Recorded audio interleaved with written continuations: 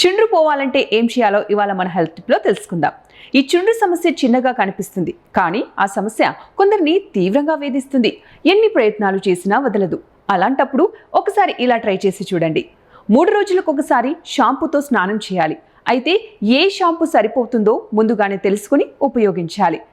ఇంట్లో ఒకే దువ్వెనను అందరూ వాడుతూ ఉంటారు. అలా కాకుండా చుండ్రు ఉన్నవారు సెపరేట్గా దువ్వెనను ఉపయోగించాలి.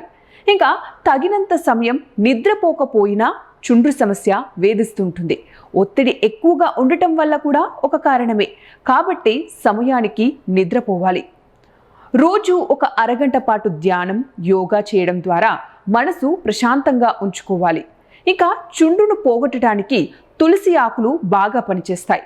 ఈ తులసి ఆకుల్లో యాంటీ ఫంగల్, యాంటీ బ్యాక్టీరియల్ గుణాలు ఉంటాయి. మరి తులసి ఆకులను ఎలా ఉపయోగించాలో చూద్దాం. కొన్ని తులసి ఆకులను తీసుకుని అందులో 2 టీ స్పూన్ల ఉసిరికాయ పొడిని కలిపి కొద్దిగా నీరు పోసి పేస్ట్ లాగా రెడీ చేసుకోవాలి. ఈ పేస్ట్ను తలకు పట్టించాలి. మాడుకు పట్టేలాగా మర్దన చేయాలి. అరగంట పాటు ఆరనివ్వాలి. తర్వాత నీళ్ళతో కడిగేసుకోవాలి. ఇలా చేయడం వల్ల చుండ్రు సమస్య పోవడమే కాకుండా జుట్టు కుదుళ్లకు బలోపేతమవుతాయి. అలాగే జుట్టు బాగా పెరుగుతుంది. జుట్టు రాలే సమస్య కూడా దూరం అవుతుంది. సో మరి ఇవ్వండి ఇవాళ టిప్స్. మరిన్ని టిప్స్ కోసం చూస్తూనే ఉండండి వన్ టీవీ హెల్త్.